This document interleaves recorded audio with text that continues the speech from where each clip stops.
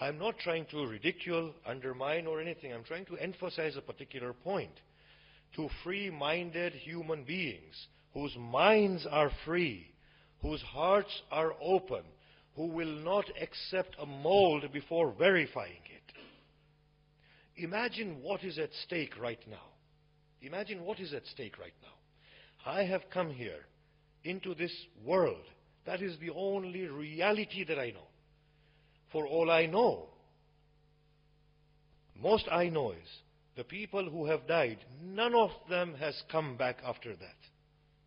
And I haven't died so far. The only reality I know is this. I know something is going on.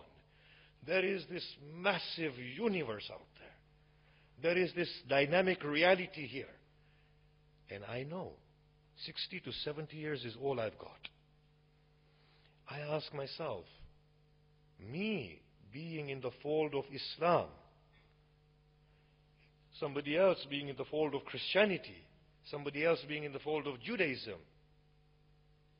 can any of us risk an eternity for a presumed righteous course in this world without verifying its worth?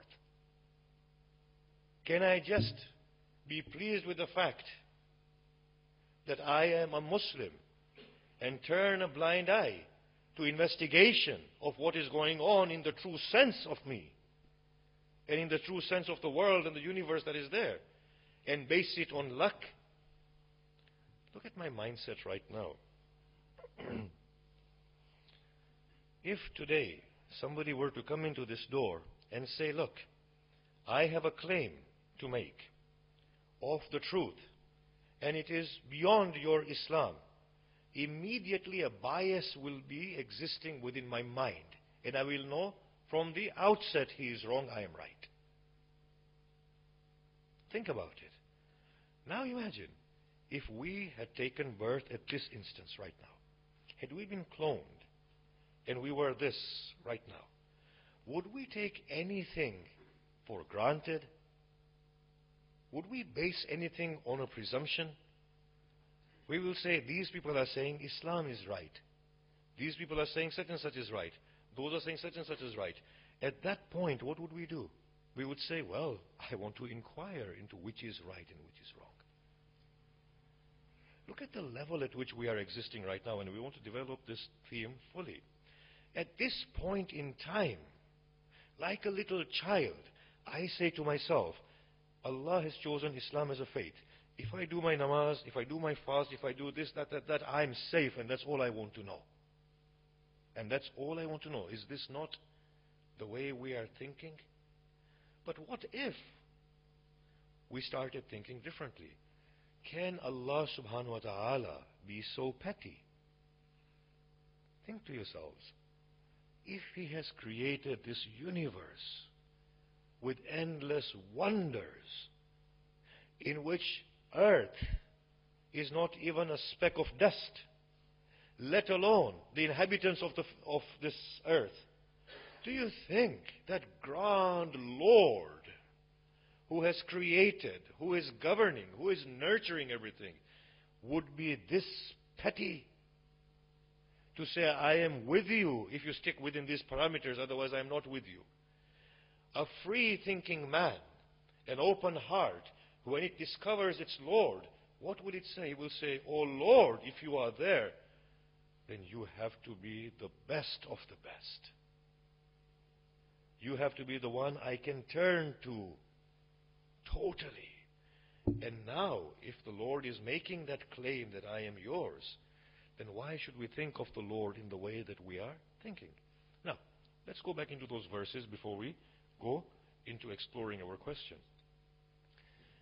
The first Imam was asked once, how do we know if our prayers are accepted? He recited a verse, and he said, Inna as-salah tanha anil fahsha'i wal munkar. Indeed, the prayer prevents you from unbefitting acts and those things which are reprehensible. What he said was that a person prior to prayer, the same person after their prayer, are two different things. before the prayer, if there was a want or a desire towards that which is unbefitting, then the prayer will elevate that individual to a level of existence where the unbefitting is seen as the unbefitting, and the one who has prayed will not draw near to it. Let's give an example to make it clearer. If prior to prayer, if we were prone to give in to the dictates of our anger and become enraged and intolerant, then after the prayer, there ought to be that calm within the heart and in our being, that we can tolerate the other person and we can tolerate a difference of opinion, and we would not become angered. What does that say? That the prayer is doing something to me. Whereas our Islam is a formalized faith. Does it have any connection with the real human being? Does it have any connection with the real human being? And here we ask, when Allah said, I have completed your deen for you, what do we understand it to mean? We understand it to mean that all the commandments were revealed, don't we? What is the common understanding of this verse? When Allah says that I have completed your deen for you, we understand it as completion of the rights and wrongs of Islam. And of course, the appointment of the successor of Islam. We understand that to mean just that, don't we? Why don't we relook at this and re-examine this?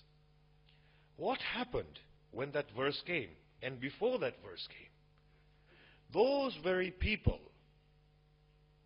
who were known as barbaric people, as people who are ignorant, conceited, arrogant, those who had lost human value, those who are pleased with unjust social, political systems, those who saw exploitation as a norm, those who did not care for the poor and the weak, those who represented all these inhumane understandings of life in the two gods, Allat and Al-Uzza, those who were the most primitive of the people on the face of this earth, finally they have arrived at a level of human existence where they have understood the worth of life, the worth of education, the worth of liberation, the worth of equality, the worth of growth, the worth of expansion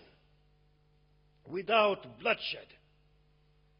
When that verse was revealed, these very people who used to kill each other for years on end, for personal vendettas, the very people who swam in alcohol, the very people who buried their daughters and did not see any sin in that, the people who could see the weak starving to death and nobody would uphold their rights, the people who could inherit their women as cows, these people had arrived at a level of existence where they valued human goodness, where they gave in to the dictates of human condition that is one of growth and flourishing.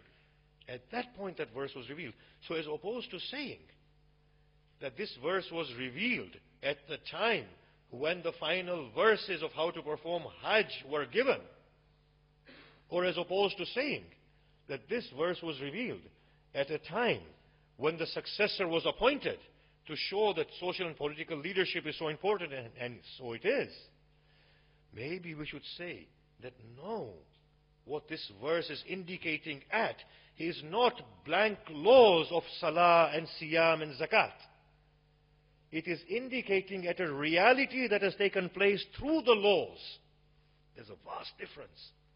There's a vast difference. Today, for the sake of the laws, we are divided, aren't we? In our want to strictly uphold the Islamic laws, we stand divided, don't we? Is this true or not? In the time of the Prophet, through the laws, their divided ranks were united. There's a massive difference between what we are saying and what we have understood previously. What we are saying now is diametrically opposed to what we understood previously.